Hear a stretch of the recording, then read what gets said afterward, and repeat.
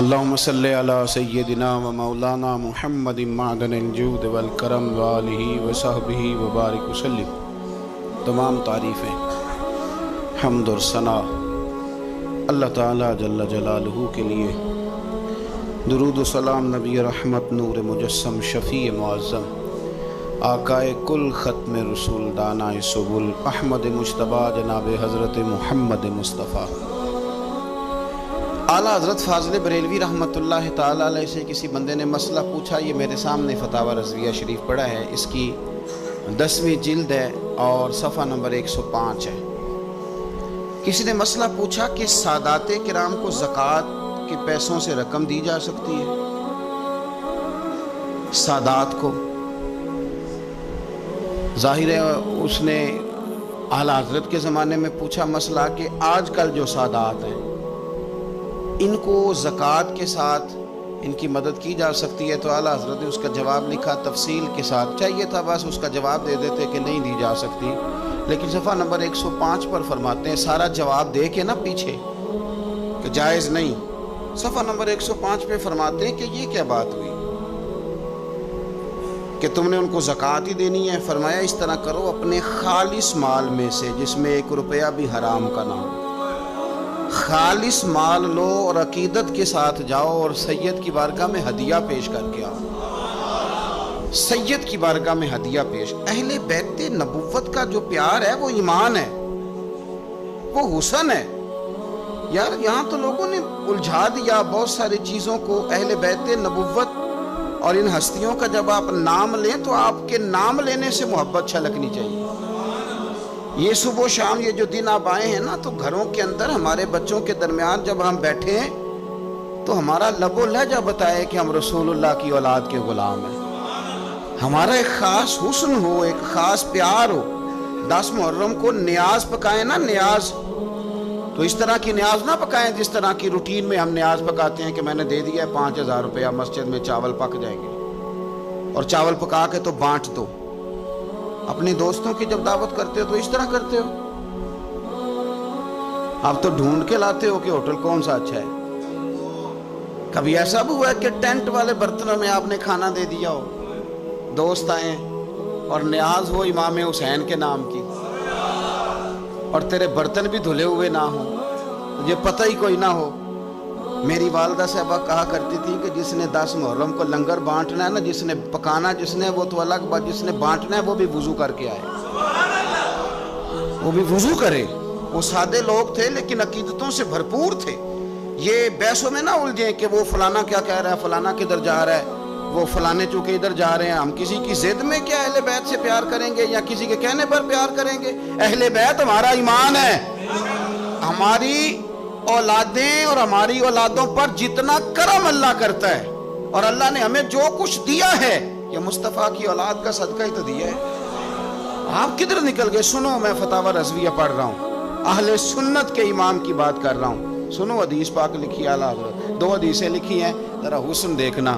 پہلی حدیث کے راوی خود مولا علی شیر خدا ہیں، اور اعلیٰ حضرت رحمت اللہ علیہ کنز المال اور ابن عساکر کے حوالے سے حدیث لائے ہیں۔ کیا خوبصورت انداز ہے میرے رسول پاک صلی اللہ، یہ مسئلہ بیان کرتے ہوئے نا کہ سادات کو ہدیہ دو، زکوٰۃ نہ دو، ہدیہ دو، خدمت کرو، یہ مسئلہ بیان کرتے ہوئے اپنی بات کو مضبوط کرنے کے لیے 2 حدیثیں لائے اور فرمانے لگے کہ مولا علی شیر خدا رضی اللہ تعالیٰ عنہ فرماتے ہیں کہ میں نے خود اپنے پیارے حبیب سے سنا ہے، نبی پاک صلی اللہ تعالیٰ علیہ وسلم نے ارشاد فرمایا کہ جو میرے اہل بیت کے ساتھ اچھا سلوک کرے گا میں خود قیامت کے دن اسے صلہ عطا کروں گا۔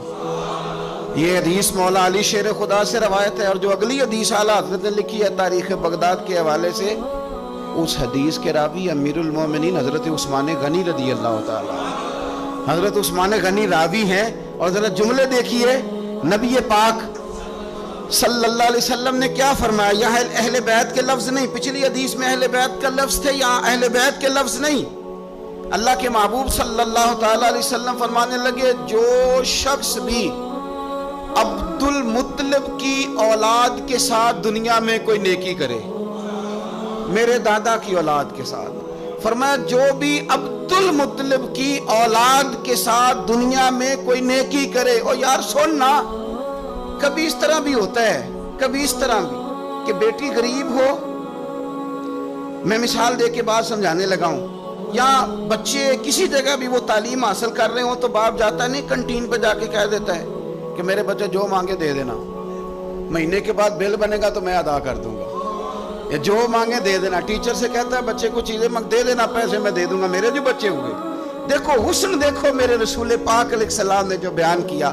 اللہ کے محبوب صلی اللہ علیہ وسلم فرمانے لگے جس نے عبد المطلب کی اولاد کے ساتھ دنیا میں کوئی نیکی کی، فرمایا اس کا صلہ مجھ پر لازم ہے، اور صلہ میں اسے تب دوں گا جب قیامت میں میری اور اس کی ملاقات ہوگی.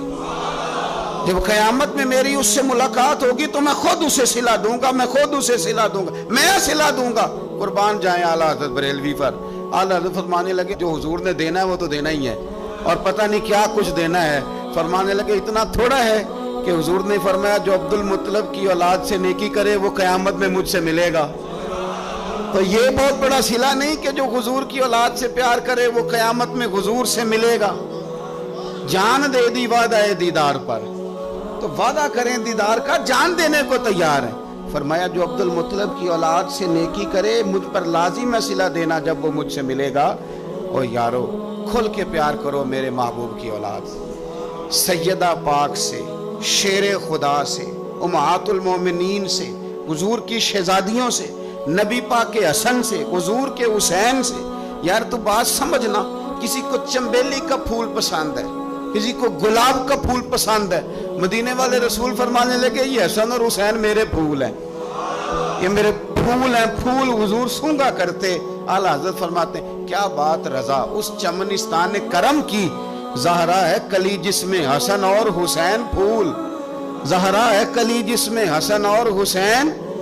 بس کسی نے سادی بات کہی، پریشاندار کہہ دی. اس نے کہا عظمت آل نبی بھول نہ جانا لوگو، اور دیکھنا غیر کی باتوں میں نہ آنا لوگو. یہ چھلکے آپ کی طبیعت بتائے کہ آپ کو حضور کی اولاد سے بڑا ہی پیار ہے، آپ کو نبی پاک کے خاندان سے بڑا ہی پیار ہے. تو باہر کیا یہ بات میں نے شروع میں اس لیے کر دی کہ ذرا نہ کھل کے پیار کرنا ہے حضور کی اولاد. اور یاد رکھیں حضور کی اولاد سے پیار کاری ہو سکتا ہے جس کے سینے میں ابو بکر صدیق بھی رہتے ہوں. ہمیں تو حضور کی اولاد کا ادب بتایا ہی فاروق اعظم نے، یہ سبق پڑھایا ہی عثمان غنی نے. وہ بڑے نا سخت مزاج، اصولوں پر پابند آدمی تھے حضرت عمر بن عبدالعزیز. خاندان کے ایک دو لوگ ایک دو دفعہ سفارش کرانے آئے کسی بات کے لیے حضرت عمر بن عبدالعزیز سے، تو آپ نے نا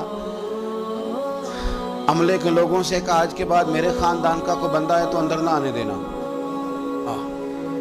یہاں کوئی اقربا پروری نہیں چلے گی، خبردار کوئی قریب نہ آئے. لیکن ایک دن نا امام حسن کی اولاد میں سے ایک شہزادے آ گئے. جناب عمر بن عبدالعزیز کو پتہ چلا امام حسن کی اولاد ہے، اصلہ نال جی نیکی کریے تو نسلہ تاک نہیں بھول دے. تو امام حسن رضی اللہ تعالیٰ عنہ کی اولاد میں سے ایک شہزادے آ گئے. حضرت عمر میرا خاندان کا بندہ کوئی نہ اندر آئے. کسی نے کہا یہ امام حسن کی اولاد ہے.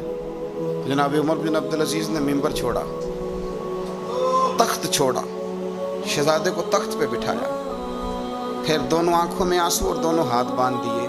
کہنے لگے شہزادے آج کے بعد آپ نے آنا نہیں، کوئی حکم ہو تو رکھا لکھ دیں، اور اگر پھر بھی مجھ سے ملنا ہو تو مجھے حکم کر دے، عمر بن عبدالعزیز چل کے آپ کے پاس حاضر ہو جائے.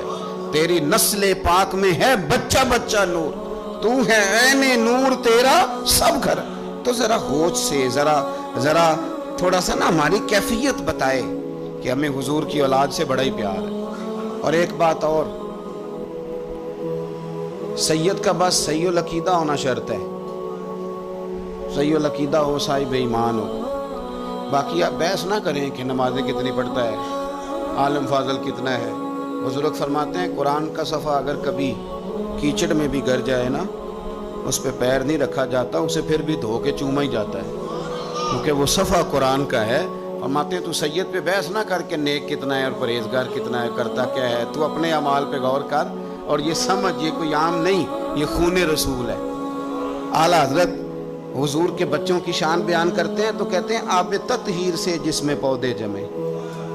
یعنی یہ جو سیدہ فاطمہ کے بچے پیدا ہوئے ہیں تو یہ آب تطہیر سے جس میں پودے جمے اس ریاض نجابت پہ لاکھوں سلام.